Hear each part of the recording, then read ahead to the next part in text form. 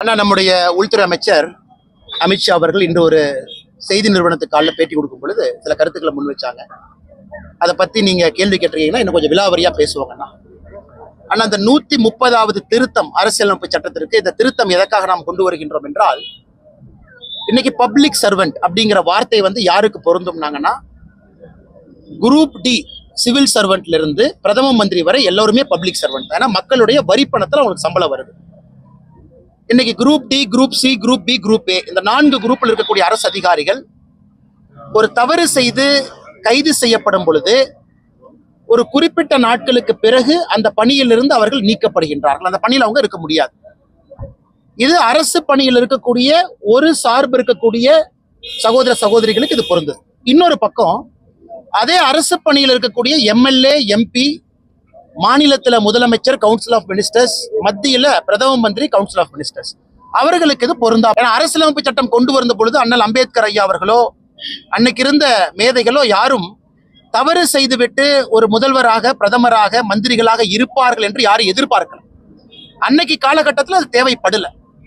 இன்னைக்கு நாம் இந்த 130வது அரசியலமைப்பு திருத்த சட்டத்தின் மூலமாக பப்ளிக் சர்வெண்ட் அப்படிங்கிற கேட்டகரியில எல்லாத்தையும் கொண்டு வரோம். எல்லோருக்கும் இது பொருந்தும்.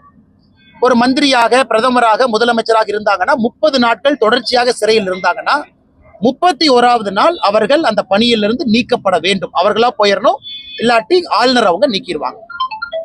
இதே 130வது அமெண்ட்மெண்ட்டுக்கு இன்னைக்கெல்லாம் பிரச்சனை பண்றவங்க இந்திரா காந்தி அம்மையார் அவர்கள் 39வது அரசியல் திருத்த சட்டத்தை கொண்டு வந்தாங்க இந்த எமர்ஜென்சி டைம்ல. அதுல என்ன சொன்னாங்கன்னா, குடியரசுத் தலைவர், குடியரசு துணைத் தலைவர், பிரதம மந்திரி அவங்க மேல எந்த கேஸும் போட்டாவே இந்தியால செல்லாதுன்னு சொன்னாங்க. ஏன்னா அவர்களுடைய பதவியை தற்காத்துக் கொள்வதற்காக இந்திரா காந்தி அம்மையார் அவர்கள் 39வது அரசியலமைப்பு சட்டத்தை கொண்டு வந்தாங்க. அவங்க பிரதமர் எப்படி இருந்தாங்க, நம்முடைய பிரதமர் அவரையும் உள்ள சேர்த்துக்கிட்டார். நான் தவறு செய்தாலும் கூட என்னை நீக்க வேண்டும். நிச்சயமாக எல்லா அரசியல் கட்சிகளும் இதை வரவேற்கணும். ஏன் வரவேற்கணும்னா, இந்த 30 நாள் என்பது கரெக்டான காலக்கெடுவு என்னை பொறுத்தவரை. ஏன்னா ஜேபிசிக்கு போயிருக்குதுங்க ஐயா. அதுல நீங்க 2 முறை பெயிலுக்கு போவீங்க. செஷன்ஸ் கோர்ட்டுக்கு ஒரு முறை போவீங்க, உயர் நீதிமன்றத்துக்கு ஒரு முறை போவீங்க, உச்ச நீதிமன்றத்துக்கும் போயிருவீங்க 30 நாள். அந்த நீதிமன்றங்கள் எல்லாம் உங்களுக்கு பெயில் கொடுக்கல, நீங்க காவல்ல இருக்கணும்னு சொல்லும் பொழுதுதான் 31வது நாள் அந்த பதவி பறிப்பு வெளியே போகுது. அதனால் இது ஒரு வாரத்துல பதவியை பறிக்கல, 10 நாள்ல பதவியை பறிக்கல, 30 நாட்கள் சிறையில் இருந்து 31வது நாள். இன்னைக்கு நம்முடைய தமிழகத்தினுடைய முதலமைச்சர் மாண்புமிகு ஐயா ஸ்டாலின் அவர்கள் இதை எதிர்க்கிறாங்கன்னா அவர் நீதிமன்றத்தின் மீது நம்பிக்கை இழந்து விட்டதாக அர்த்தமா? அவர் சொல்லணும். கைது பண்றது யாரோ பண்றாங்க, மாநில அரசு சார்ந்த ஒரு அமைப்போ, மத்திய அரசு சார்ந்த அமைப்போ, அல்லது நடுநிலையாக இருக்கக்கூடிய அமைப்போ கைது பண்றாங்க. கைது செய்யப்பட்ட பிறகு நீதிமன்றத்தை பொறுத்தவரை நடுநிலைமை தான். இன்னைக்கு நம்ம யாரு மேல குற்றம் சுமத்தினாலும் கூட நீதிமன்றம் நடுநிலைமையா தான் இருக்கு. அதனால் முதலமைச்சர் ஐயா மு.க. ஸ்டாலின் அவர்கள் நீதிமன்றத்தையும் அவமதிக்கிறாரா? அதனால் 130வது அரசியலமைப்பு சட்டம் என்பது இன்னைக்கு ஜாயிண்ட் பார்லிமெண்டரி கமிட்டிக்கு போயிருக்கு. அதுல எதிர்க்கட்சி நண்பர்களும் இணைந்து இந்த சட்ட மசோதாவை இன்னும் எப்படி சிறப்பாக செயல்படுத்த முடியும்னு ஆலோசனை கொடுக்கணும். இப்பொழுதே திரிணாமுல் மாநில காங்கிரஸ் டிஎம்சி மம்தா பானர்ஜி அவங்க திரிணாமுல் மாநில காங்கிரஸ் இதில் நாங்க பங்கேற்க மாட்டோம் அப்படின்னு சொல்லிட்டாங்க. சில எதிர்க்கட்சிகள் பங்கேற்க மாட்டோம் என்று சொல்லிவிட்டார்கள். அது அவர்களுக்கு விட்டது. அதனால் நாட்டு மக்களாக எல்லாமே வரவேற்கிறாங்க. இதுல எதுவும் தவறு இருப்பதாக நான் பார்க்கவில்லை.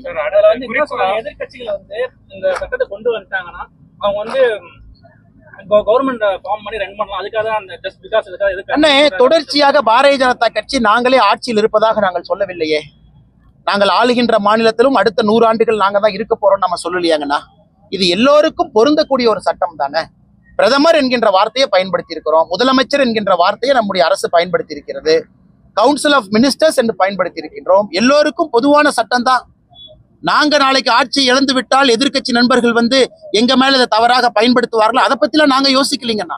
நாட்டு மக்களுடைய நன்மைக்காக எல்லோருக்கும் பொதுவான அரசியலமைப்பு சட்டம் 130வது சட்ட திருத்தத்தை கொண்டு வர்றோம். நாங்கள் பயப்படலையே. நாங்கள் ஆளுகின்ற மாநிலத்திலையும் பயப்படல, எதிர்க்கட்சியாக இருக்கக்கூடிய மாநிலத்திலும் பயப்படல. அப்படி இருக்கும் பொழுது இன்னைக்கு ஆளுகின்ற சில முதலமைச்சர்கள் எதற்காக பயப்படுகின்றார்கள்? இன்னைக்கு நம்முடைய முதலமைச்சர் அவர்கள் செந்தில் பாலாஜி அவங்க ஒரு கேஸ் எடுத்துக்கலாங்கண்ணா. சிறையில கண்டினியூடஸ் மினிஸ்டர் யாரு சொல்லி நீக்கினாங்க? உச்ச நீதிமன்றம் என்ன சொன்னாங்க? நீங்க இவரை அமைச்சராக நீக்கவில்லை என்றால் கடும் விளைவுகளை சந்திப்பீங்க. அதுக்கும் நீக்கல. 21 நாள்ல நீக்கலினா பிரச்சனை வரும். அதன் பிறகுதான் நீக்கினாங்க. அதனால் இன்னைக்கு உச்ச நீதிமன்றமே சில அமைச்சர்கள் விஷயத்துல ஜெயிலிலிருந்து சில மனிதர்கள் அமைச்சர்களாக ஆபீஸ் ஃபைல் எல்லாம் பாக்குறாங்க. இது டெல்லியில் நடந்துச்சு. அமித்ஷாஜி அவர்கள் பாராளுமன்றத்தில் குற்றம் சாட்டி இருக்கிறாங்க. அரவிந்த் கெஜ்ரிவால் அவங்க விஷயத்துல டெல்லியில் நடந்துச்சு. அதனால இன்னைக்கு மாண்புமிகு நம்முடைய முதலமைச்சரோ வேறு ஒரு முதலமைச்சரோ குற்றம் சாட்டுறாங்கன்னா அது தவறான குற்றச்சாட்டு மட்டும்தான். இது பொதுப்படையாக எல்லோருக்கும் பொருந்தும். நாங்க இன்னைக்கு ஆளுங்கட்சியா இருக்கிறோம், அதனால தைரியமா கொண்டு வர்றோம், அதெல்லாம் இல்லை. யார் இருந்தாலும் எல்லோருக்கும் பொருந்த வேண்டும் என்றுதான் இதை கொண்டு வந்திருக்கிறோம். சார், அப்புறம் இந்த திமுக என்ன பண்றாங்கன்னா, அமித்ஷா அவர்கள் கலந்து கொண்ட நிகழ்ச்சியில கூட்டம் இல்ல, சரியான கூட்டம் இல்லைன்னு அந்த ஐடி மூலமா வீடியோ போட்டு பரப்புறாங்க. ஆனா நேற்று திருநெல்வேலியில நடந்த கூட்டம் என்பது பொதுக்கூட்டம் இல்லைங்கண்ணா, அது பூத். அதனாலதான் நான் மேடையில பார்த்தோம், மீடியா நண்பர்கள் கூட திருநெல்வேலியில் அழைக்கப்படவில்லை, மீடியா நண்பர்கள் கூட இல்ல. அதை உள்துறை அமைச்சர் சொன்னாங்க, அடுத்த முறை மீடியா எல்லாம் இருக்கணும் எல்லா கூட்டத்துக்கும். ஸோ நாம் என்ன யோசிச்சோம், நம்ம தலைவர்கள் என்ன யோசிச்சாங்கன்னா, இது பூத் கமிட்டி கூட்டம் மட்டும்தான், உள்ளரங்குல வைக்க வேண்டிய கூட்டம். இது வர்றவங்களுக்கு சேர் போட்டானா, அவ்வளவு பெரிய உள்ளரங்கு இல்லாதனால பொதுவெளியில வச்சிருக்கோம். இது பாரதிய ஜனதா கட்சியில அழைக்கப்பட்டவர்கள் மட்டும்தான் வரணும். இந்த பூத்து, இந்த சட்டமன்றம் அவங்க வரலைன்னா அந்த சேர் எம்டியா தான் போகும். அதனால இது பொதுக்கூட்டம் கிடையாது, இது பூத் கமிட்டி முகவர்கள் கூட்டம். தலைவர்களுக்கும் பூத் கமிட்டி உறுப்பினர்கள் தான். சில பேர் வீடியோல காட்டினீங்க, வயசான ஒரு அம்மா வந்தாங்க, அவங்க வந்தாங்க, இவங்க வந்தாங்கலாம் காட்டினீங்க. அண்ணா, இவ்வளவு பெரிய கூட்டம் நடக்கும்போது 50 பேரோ 100 பேரோ தவறி வரலாம், தப்பு தவறி வரலாங்கண்ணா. எங்களுடைய நோக்கம் என்னன்னா 99.95% பூத்துல வேலை பார்க்கக்கூடிய காரியகர்த்தர்கள் வரணும். ஏன்னா பெரிய பெரிய தலைவர்களே பார்த்தீங்கன்னா முன்னிருக்கையில தான் அமர்ந்திருந்தாங்க, மேல அமர வைக்கல. நம்முடைய பொதுச்செயலாளர்கள் பாதி பேர் முன்னிருக்கையில தான் இருந்தாங்க, கட்சியினுடைய மூத்த தலைவர்கள் முன்னிருக்கையில் இருந்தாங்க. அந்த பகுதியினுடைய தலைவர்கள் தான் மேடையின் மீது இருந்தாங்க. அதனால இது அமித்ஷாஜி அவர்களுக்கும் தெரியும். அண்ணர் நயினார் நாகேந்திரன் அவர்கள், எங்களுடைய மாநில தலைவர், அமைப்பு பொதுச்செயலாளர் எல்லாருமே பூத் கமிட்டிக்காக இந்த கூட்டத்தை வச்சிருக்கிறாங்க. அதனால் இதுல ஏதோ ஒரு போட்டோ எடுத்து காலி இருக்கையை காமிச்சாங்க, இதை காமிச்சாங்க, அது என்னை பொறுத்தவரை தேவையில்லாத விவாதம். காரணம், இது பொதுமக்களுக்கான கூட்டம் இல்லை. குறிப்பா சார், சிபிஎம் மாநில செயலாளர் சண்முகம் என்ன சொல்லியிருக்கிறாருன்னா, எங்க கட்சி அலுவலகங்கள் காதல் திருமணங்கள் செய்யறதுக்கான அலுவலகமா பயன்படுத்திக்கலாம், ஏன்னா ஆணவ கொலை இப்படியெல்லாம் அறிவிச்சிருக்கிறாங்க. இதை எப்படி பார்க்க வேண்டியது இருக்கு? ஆனா பாரதிய ஜனதா கட்சி நாங்கள் எல்லோருமே ஆணவ கொலைகளின் மீது மிக கடுமையான கோபத்தில் இருக்கின்றோம். அது மிக கடுமையான சட்டத்தை கொண்டு வந்து யார் தவறு செய்கின்றார்களோ நடவடிக்கை எடுக்கணும்னு நம்ம நினைக்கிறோங்கண்ணா. பாரதிய ஜனதா கட்சி அலுவலகத்திற்கும் எத்தனையோ பேர் தஞ்சம் புகுந்திருக்கிறாங்க, எத்தனையோ பேர், ஒன்றல்ல இரண்டல்ல. பர்சனலா எனக்கே தெரியும், நிறைய பேர் நம்பி வர்றாங்க. ஒரு அரசியல் கட்சி அலுவலகத்துக்கு நம்பி வர்றாங்க, இங்க நியாயம் கிடைக்கும்னு வர்றாங்க. நாம சில இடத்துல தந்தை தாயை கூப்பிட்டு சொல்றோம், சில இடத்துல பக்கத்துல இருக்கக்கூடிய இன்ஸ்பெக்டர் கூப்பிட்டு சொல்றோம், நீங்க நியாயமான முறையில் அதை பண்ணுங்க அப்படின்னு. அதனால் இதை ஒரு பெருமையாக எங்கள் கட்சி மட்டும்தான் நாங்க செய்யறோம். ஒரு கட்சி அலுவலகம்னா எல்லோருக்கும் பொதுவானது, எல்லா ஜாதிக்கும் பொதுவானது, எல்லா மதத்துக்கும் பொதுவானது. அந்த கட்சி அலுவலகத்துக்கு யாரு வேண்டுமானாலும் நம்பி வரலாம். நாங்கள் இதை வரவேற்கிறோம். பாரதிய ஜனதா கட்சி அலுவலகத்துக்கு நாளைக்கு யாராச்சும் வரீங்களா, தயவு செஞ்சு வாங்க, நாங்க நியாயமா நடந்து கொள்வோம், அதுல எந்த மாற்று கருத்து இல்லைங்கன்னா நியாயமாக நடந்து கொண்டிருக்கின்றோம். ஆனா கட்சி அலுவலகத்துக்கு வருவதை விட இது சமுதாயத்தில் இருக்கக்கூடிய ஒரு புற்றுநோய் மாதிரி இருக்கக்கூடிய பிரச்சனை, புற்றுநோய் பிரச்சனை. கடந்த 200-300 வருஷமாக இந்த ஜாதி என்பது மேல கீழே போய் இன்னைக்கு புற்றுநோய் மாதிரி உள்ள உடம்பு அரிக்குது. இது இந்து சமுதாயத்தினுடைய மிகப்பெரிய பிரச்சனையே அந்த ஜாதி பிரச்சனை தான். இந்து சமுதாயத்தினுடைய மிகப்பெரிய பிரச்சனை. நாம் எல்லாரும் சமம் என்று சொன்னாலும் கூட சில இடத்துல மேல் ஜாதி கீழ் ஜாதி என்கின்ற மனோநிலை இருக்கு, அதுல வரக்கூடிய பிரச்சனை. பள்ளிகள்ல பாடத்திட்டங்களை சரி பண்ணணும், பள்ளிக்கூடத்துல சரி பண்ணணும், அரசுகள் முன்மாதிரியாக நடந்து கொள்ளணும், கடுமையான சட்டங்கள் கொண்டு வரணும். 18 வயசுக்கு கீழே யாராவது ஒருவர் ஜாதியை வைத்து கொலை செய்தாலும் கூட என்னை பொறுத்தவரை மைனராக அவங்களை கன்சிடர் பண்ணக்கூடாது. ஏன்னா நம்ம சில மர்டர் கேஸுக்கு பார்த்தீங்கன்னா 18 வயசு கீழே இருந்தா மைனர்னு சொல்றது இல்லை, அவங்களுக்கு நம்ம பனிஷ் பண்றோம். அதனால் 16 வயது 17 வயது நான் ஜாதிக்காக ஆணவ படுகொலை செஞ்சேன், ஆனா நான் ஜுவனையில தான் இருப்பேன், நான் 3 மாசம் போயிட்டு வெளியே வந்துருவேன், நான் சிறுவர் சீர்திருத்த பள்ளிக்கு போனா அதை ஏற்றுக்கொள்ளக்கூடாது. அதனால் தமிழக அரசு எங்களை பொறுத்தவரை ஒரு கடுமையான ஆணவ கொலைகளுக்கு எதிரான சட்டத்தை கொண்டு வாங்க. அதுல இந்த 18 வயசு 16 17 இந்த வயசையும் கூட மைனர் மேஜர் என்கின்ற வரைமுறையை தகுடுபொடியாக்கி அவர்களையும் மேஜரா கொண்டு வந்தா மட்டும்தான். ஏன்னா ஜாதி வன்மம் இன்னைக்கு 16 17 வயசுல நான் பாக்குறேன். நான் பள்ளிக்கூடத்துல ஒரு மாதிரி கயிறு கட்டிட்டு போறாங்க, அங்க பாக்குறோம். பள்ளிக்கூடத்துல அருவாள் கலாச்சாரத்தை பாக்குறோம், பள்ளிக்கூடத்துல ஜாதியை வச்சு குரூப் ஃபார்ம் பண்றாங்க. இது எல்லாம் கூட இன்னைக்கு நாம திராவிட மாடல் ஆட்சி, திராவிட ஆட்சின்னு சொல்றோம். ஜாதியை ஒழிப்பதற்காக திராவிட மூவ்மெண்ட் வந்துச்சுன்னு சொல்றோம். அப்ப 2025 இந்த பிரச்சனை இருக்குன்னா அது தோற்று விட்டதாகத்தான அர்த்தம். அதனால் பாரதிய ஜனதா கட்சி நாங்கள் உறுதியாக இருக்கின்றோம். அரசு முதல் காலை எடுத்து வைத்து கடுமையான சட்டத்தை கொண்டு வரணும். புதுக்கோட்டையில டிவிகே பிரசிடென்ட் அதே 2026 வந்து திமுகவுக்கு டிவிகேக்கு மட்டும்தான் போராட்டம், பாமகக்கு மட்டும் சாரி போட்டி சொல்லியிருக்காரு. அப்புறம் விஜய் அவங்க சொல்லினா அப்புறம் விஜய் நீங்க மதிக்க மாட்டீங்களா? ஆக்டர் விஜய் அவர்கள், அரசியல் தலைவர் விஜய் அவர்கள் இன்னைக்கு அவங்க வந்து போட்டி வந்து திராவிட முன்னேற்ற கழகத்துக்கும் தமிழக வெற்றி கழகம் சொல்லினா அப்புறம் நீங்க மதிக்க மாட்டீங்க. அப்புறம் எதுக்கு அரசியல் கட்சி ஆரம்பிச்சீங்க, அப்புறம் எதுக்கு மாநாடு போடுறீங்க? அதனால எல்லா அரசியல் கட்சி தலைவர்களும் இது சொல்வது இயல்புதான். மக்களுக்கு தெரியும் இன்னைக்கு போட்டி என்பது தேசிய ஜனநாயக கூட்டணி 2026 ஹரியானைக்கு ஆட்சிக்கு வருவதற்கு தயாராகி விட்டது மக்கள் மனசுல. என்னை பொறுத்தவரை இன்னும் வாக்குப்பெட்டியில மக்கள் எல்லாம் ஓட்டு போட்டு அந்த எண்ணிக்கை முடிந்து அதிகாரப்பூர்வமாக மக்கள் சொல்லணும். மக்களுடைய மனதுல தேசிய ஜனநாயக கூட்டணி வந்துருச்சு. அதனால விஜய் அவர்கள் கடுமையா முயற்சி செய்யட்டும். அவருக்கு என்னுடைய வாழ்த்துக்கள். நல்ல சண்டை நல்லதுதாங்கண்ணா. எல்லாரும் சண்டை போடணும், மக்கள் முன்னாடி போய் நிக்கணும், நல்ல தலைவர்களை மக்கள் தேர்ந்தெடுக்கணும். அவருடைய கட்சி வளர்ச்சிக்காக சகோதரர் விஜய் அவங்க சொல்றாங்க, சொல்வதில் தவறு ஒண்ணும் இல்லை. அவங்க கட்சி அதுக்கு தாங்க நடத்துறாங்க. 2வது 3வது வருவதற்காக கட்சி நடத்துறாங்க. புதுக்கோட்டையில வந்து பதக்கம் வாங்காம டிஆர்பி ராஜா வந்து உங்கள்கிட்ட மறுத்தது அந்த வீடியோ வந்து வைரல் ஆகி டிஆர்பி ராஜாவோட சன் வந்து நீங்க பதக்கம் போடும்போது அதை வாங்காம கையில வாங்கி ஒரு வீடியோ சோசியல் மீடியா. ஆனா அது ஒண்ணும் இல்லைங்கன்னா, அந்த தம்பி நல்லா இருக்கணும், எங்க இருந்தாலும் கூட சிறப்பா இருக்கணும். நான் பார்த்தேன். அது அவருடைய இஷ்டம். அவர் யாரு கையில பதக்கம் வாங்கணும், யாரு கையில பதக்கம் வாங்கக்கூடாது என்பது ஒரு மனிதருடைய இயல்பு.